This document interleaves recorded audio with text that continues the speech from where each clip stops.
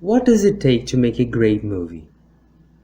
Well, I think it's better to say what is a great one instead. And of course, Gone with the Wind will be the first one on my list. Based upon the huge bestseller written by Margaret Mitchell, it didn't take so long till this novel got the attention from a Hollywood producer.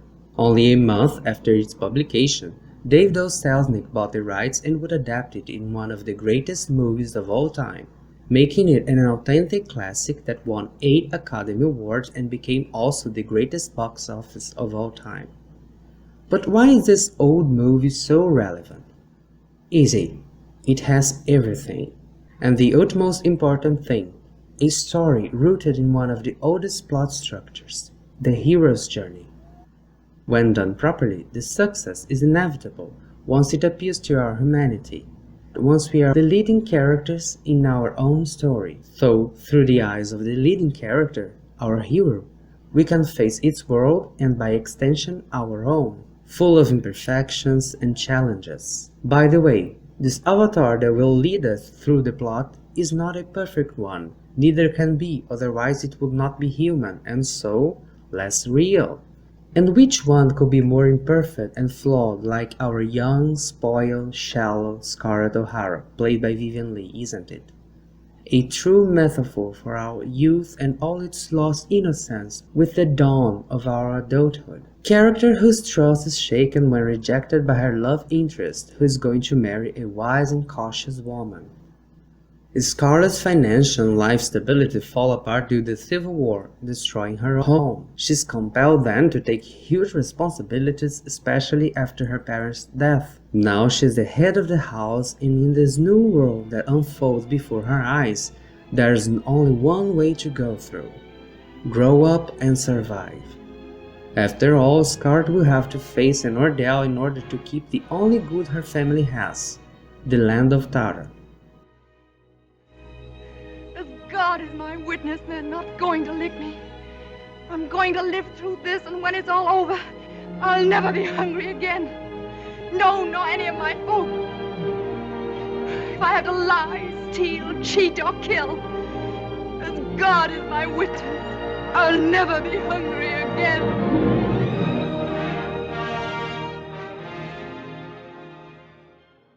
But despite her accomplishment through the story, the love she's incapable to receive becomes a ghost in her life. She's unable to be happy in her marriages because she ignores the true nature of her own being. Although she runs away from it, life always pushes her back to the greatest challenge of all: face herself.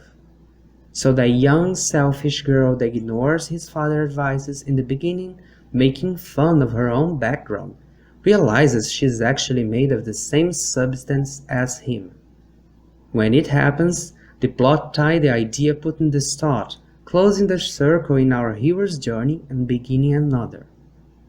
Returning to her origins, the father and daughter reunion, creator and creature, revealed by understanding of her authentic nature by coming back to Tara, her true home, Scarlett at last gets free from what was holding her back.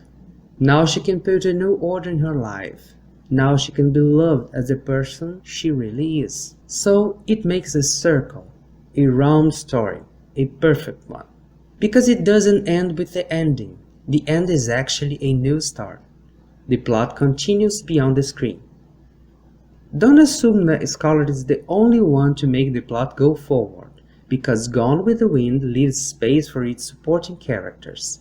Through Melanie, portrayed by Olivia de Havilland, we meet a noble person, a person who believes in the best of people. Belle Watling, the hooker, for example, shows that we can find help and value on the most unexpected people. Mrs. O'Hara, Scarlett's mother, personifies the importance of women in the homes, holding the structure of a society by analogy. Rhett Butler, maybe the best Clark Gable's role, shows us the wit and pragmatism of those who see things as they are. Ashley Wilkes, in contrast, reveals the idealist, the one who lives in a world of dreams and does not understand the harshness of life very well.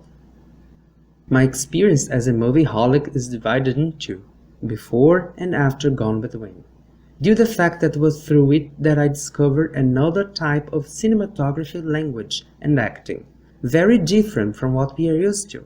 but which were very common in films until 1970.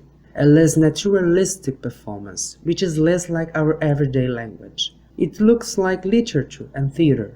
In this type of performance, it's very common for the characters to say their own thoughts and desires, as in a monologue, in a different way to show feelings and emotions that would otherwise remain hidden. This happens because cinema is a very unique and special art form, as it combines characteristics of other arts such as literature and as a result of the theater itself. Before the inception of movies, the only type of acting that existed was theatrical, so it was expected that the first cinematographic language would reflect characteristics of the stage.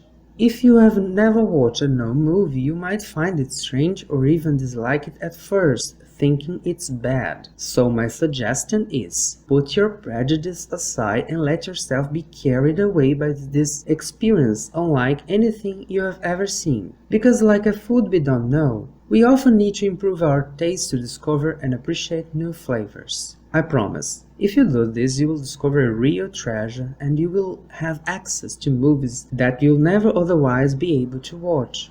Well, we could talk about Gone with the Wind for hours and there still will be something to talk about. But we will continue this conversation another time. So if you enjoy or are passionate about cinema, be sure to check out this masterpiece of the 7th art. Tell me what you think about Gone with the Wind, leave your thoughts below. I would appreciate that. Thank you very much.